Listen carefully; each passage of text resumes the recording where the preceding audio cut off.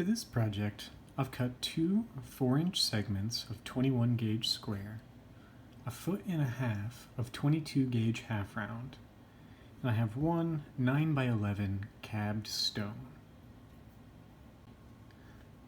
My first step is going to be to take my half round and pinch the endings together to find the center of our half round. I've bent it so that the flat side is facing in and the round side is facing out.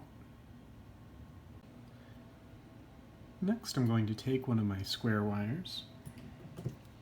Starting in the approximate center, I'm going to begin creating a rounded outline that should sit just on the inside edge underneath our stone.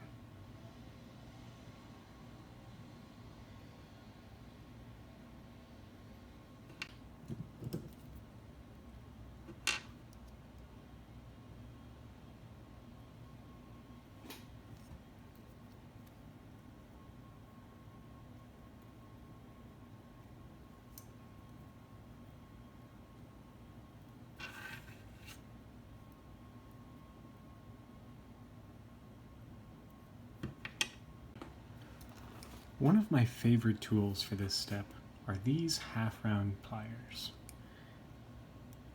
Using the rounded edge on the inside, I can create a near perfect outline of our oval stone.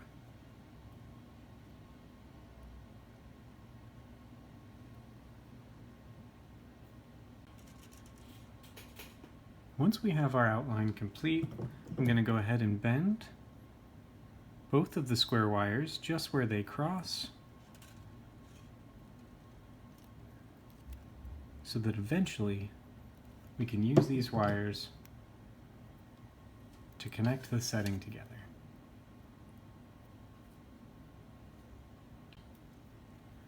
Once we have that oval formed, I'm going to take my second square wire and slide our half round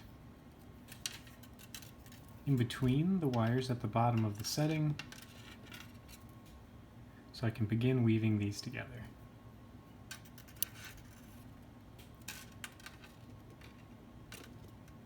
I do want to make sure that the squares sit with their edges flush next to each other. But as far as the placement goes for where this tie that we're creating is sitting, it's okay if it's not in the dead center at the bottom. We can always adjust it once we have it set. Once we've passed each of the half rounds around one rotation around both squares, I'm going to take my pliers and pinch it flat, forcing our two square wires to sit parallel next to each other in the coil. I want approximately equal working length on both sides of the square, and for this tie to sit directly across, north to south, from where they will connect together on the other side of the stone.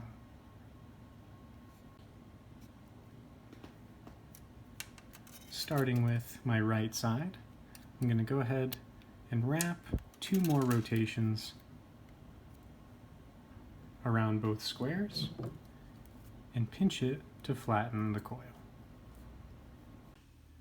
For the next step, I like to use the width of my plier tips to measure the length for the prong. I'm going to go ahead and pinch my outermost square just after where our coil ends, bend it 90 degrees straight up, and then without letting go, I can bend another 90 degrees almost parallel to our setting. Next, I'm going to bend that square wire all the way down, parallel to itself. I want to pinch it all the way flat, and then pinch from the other direction. This will force the square wire to sit nice and flat next to itself in a parallel line. From there, I can go ahead and pinch and bend another 90 degrees so that it will go back to parallel with our original square for the setting. At this point, I'm going to go ahead and take our half round, going just past where our prong is, and continue coiling around both squares together.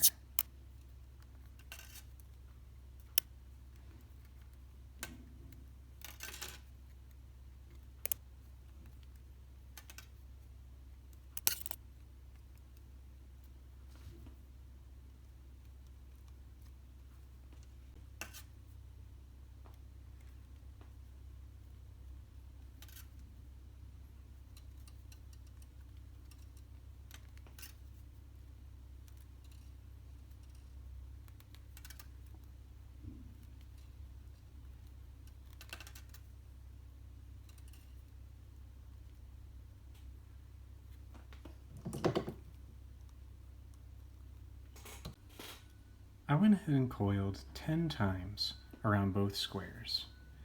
From here I'm going to repeat the same process to create the next prong, pinching just after our coil of half rounds, and then bending my wire back down all the way through so that it sits parallel next to itself, and I can pinch it flat both directions. Once I've formed the prong, I can bend it 90 degrees again, back to sitting parallel to the wire that will make the back of our setting.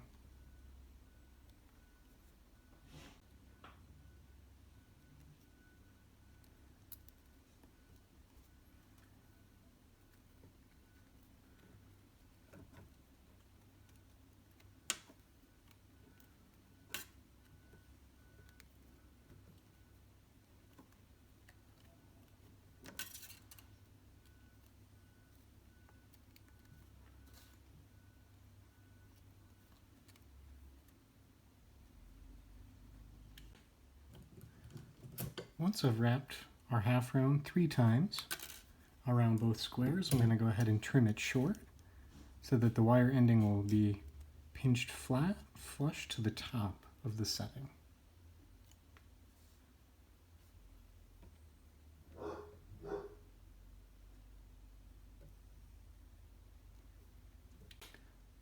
Let's go ahead and create the prongs for the other side. I'm going to start by adding our 2 additional rotations of half round around both squares. As I'm working, I'm bending that outside square parallel along the line of the inside of our setting. Once I have my 2 additional wraps of half round, I'm going to pinch, bend up to start creating the prong, and then pinch it back down on itself, ensuring that it sits nice and parallel by pinching from both directions.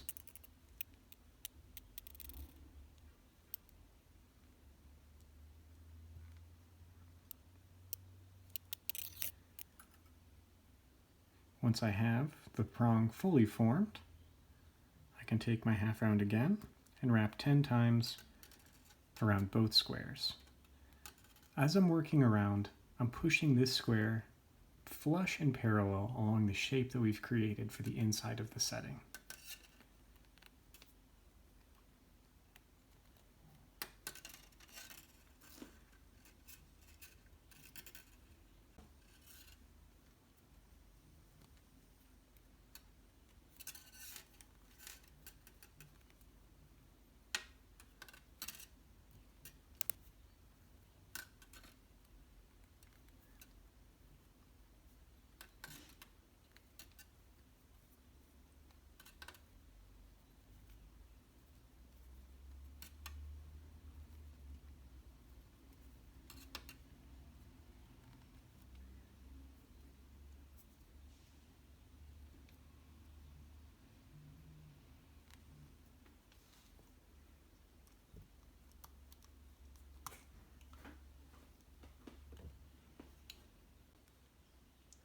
Once I've wrapped all 10 times, I can create the next prong.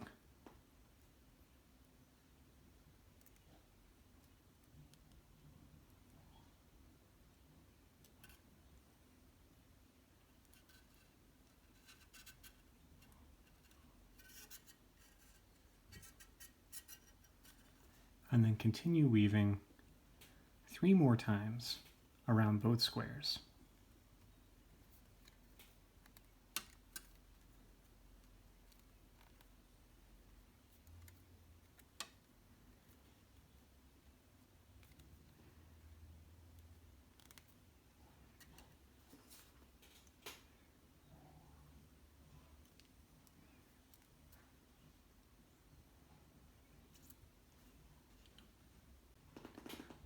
From this point, I'm going to use our remaining half round to wrap all 4 squares together in a parallel bundle.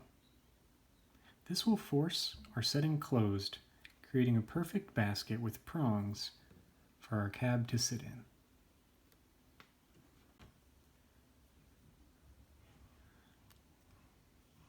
I'm going to bring that half round straight across all 4 squares, making sure that I don't over tighten and force them to sit on top of each other, but not too loose where they can separate. Once I have 1 or 2 rotations, I can go ahead and pinch it flat, which will help force those squares to sit nice and parallel inside the coil.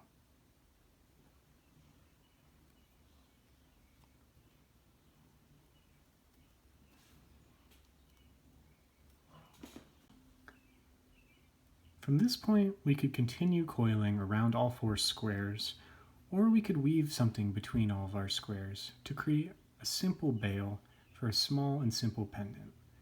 Or we could use this as an element in a more complex piece.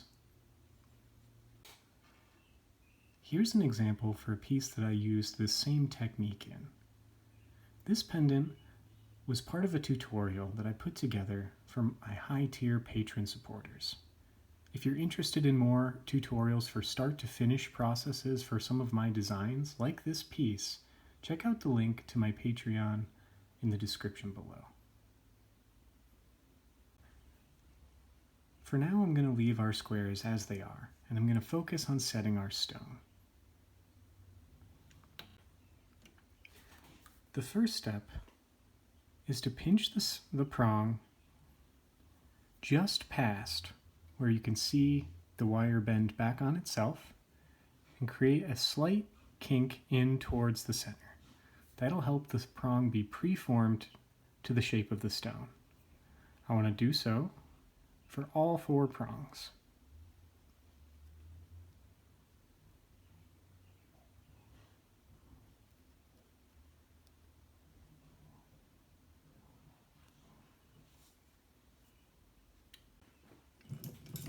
Taking a thinner pair of pliers, below where we kinked the prong, I can bend each of the prongs slightly outwards. So we'll have enough space to easily slide the stone down into the setting without messing up the preform for the prongs that we just added. To slide the stone into place, just going to slide it gently between all 4 prongs, where I can begin to push the prongs down onto the stone to hold it into place. I'm going to start with my fingers first, carefully pinching from opposite corners so that the sides of the prong sits flush to the stone. It should help to start secure it. You should feel that the stone isn't going to be quite as mobile as it is when our prongs are open. It'll still be loose, but we'll take care of that in the next step. One of the things to look out for as you're doing this is making sure that your prongs sit evenly across from each other on the stone, and that the stone isn't sitting kinked to one side or the other in the setting. Once you're comfortable with the way that the stone is sitting, you can go ahead and secure the stone into the prongs. Taking my pliers from the back and the top of the prong, I'm going to gently apply pressure, pushing the prong flush down onto the stone. Again, I want to work from opposite corners, making sure that the stone is still sitting in the center of our setting as I'm working. I want to make sure that all 4 prongs are flush against the stone. That'll make sure that it's secured as strong as possible.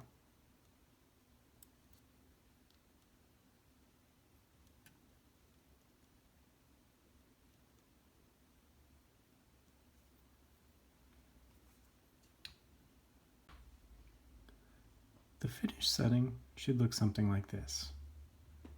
All 4 prongs are flush up against the stone, and it sits flat on top of its setting.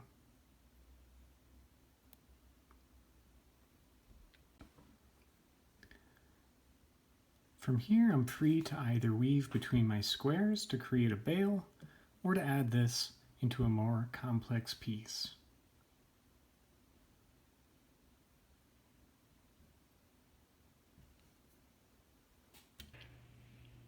A special thank you goes out to all the names on your screen for supporting this channel through Patreon. What I'm doing would not be possible without your support. If you're interested in helping support the channel, follow the link in the description below this video. If you found this video helpful, leave me a like on the video. This helps me out a lot with the visibility of my videos in YouTube's algorithms. To be the first to know when I upload new content, go ahead and subscribe to my channel and hit the bell to be notified when new videos are available. Thank you for watching, and happy wrapping.